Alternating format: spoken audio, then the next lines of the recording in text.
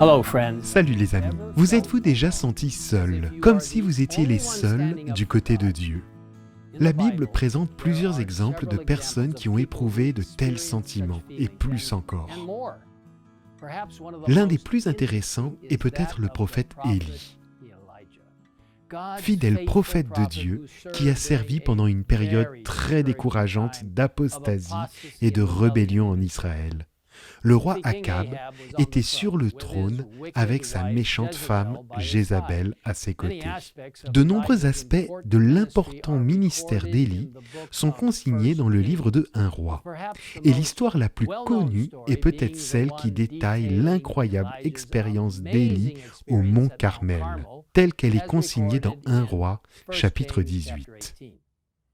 Je suis sûr que vous connaissez l'histoire d'Élie, qui a ordonné à tout Israël de se rassembler au sommet du mont où il serait témoin d'une démonstration miraculeuse de la puissance de Dieu dans l'épreuve de force entre Baal et Yahvé.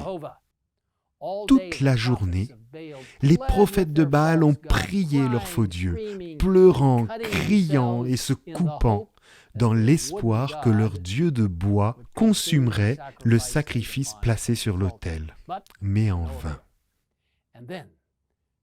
Et puis il y avait Élie, se tenant courageusement seul du côté du vrai Dieu, Yahvé. Le profond livre, Prophètes et rois, nous en donne une image très claire.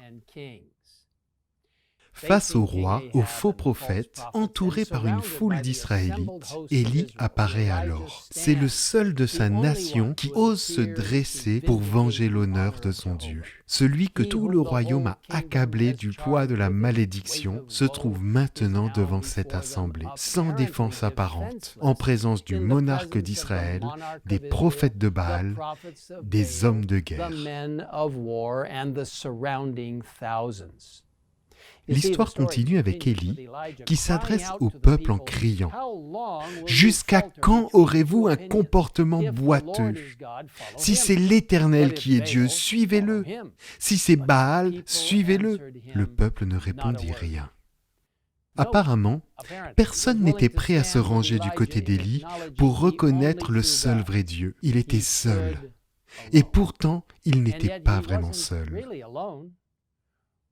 On nous dit que, au-dessus et autour de lui se déploient les armées protectrices du ciel, les anges qui excellent en force, sans honte, sans frayeur. Le prophète se tient devant la foule, pleinement conscient de la grandeur de la mission qui lui a été confiée pour exécuter l'ordre divin. Enfin, après avoir minutieusement reconstruit l'autel de Dieu, y avoir déposé le sacrifice et l'avoir arrosé 3 fois avec de grandes quantités d'eau, le prophète pria. « Éternel, Dieu d'Abraham, d'Isaac et d'Israël, que l'on sache aujourd'hui que c'est toi qui es Dieu en Israël et que moi, je suis ton serviteur. Et j'ai fait tout cela sur ton ordre. Réponds-moi, Éternel, réponds-moi, afin que ce peuple reconnaisse que c'est toi, Éternel, qui es Dieu, que c'est toi qui ramènes leur cœur vers toi. » Aussitôt, le feu est descendu du ciel, consumant le sacrifice, le bois, les pierres, la poussière et asséchant l'eau entourant l'autel. La prière d'Élie a été entendue et a été exaucée. Mes amis, avez-vous déjà eu l'impression d'être les seuls du côté du Seigneur? Soyez assurés que, même si cela ne semble pas être le cas, vous n'êtes pas seuls. Dieu est avec vous. Ses anges vous entourent. Il vous donnera la sagesse, les conseils et le courage de rester à ses côtés, quelles que soient les circonstances auxquelles vous serez confrontés. Et n'oubliez pas, comme Dieu l'a dit plus tard à Élie, il y a aussi d'autres croyants fidèles. Mais je vais laisser en Israël 7000 hommes, dit l'Éternel. Ce sont tous ceux qui n'ont pas plié le genou devant Baal et dont la bouche ne l'a pas embrassé. Soyons fidèles à lui. Partout où il nous appelle à aller, sachant que celui qui vous appelle est fidèle, c'est aussi lui qui le fera. Prions ensemble. Père Céleste, merci pour la merveilleuse expérience d'Élie, pour nous avoir montré comment nous pouvons nous tenir fidèlement à tes côtés, alors que nous te faisons entièrement confiance. Seigneur, bénis tous ceux qui ont besoin d'une attention particulière et d'encouragement, du soutien de la puissance du ciel. Aide-nous à réaliser que, peu importe ce que tu nous demandes de faire ou la solitude que nous ressentons lorsque nous nous tenons à tes côtés, tu es avec nous.